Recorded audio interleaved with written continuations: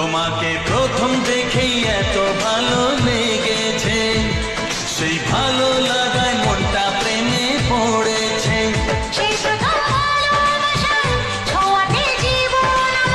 সেই প্রথম ভালো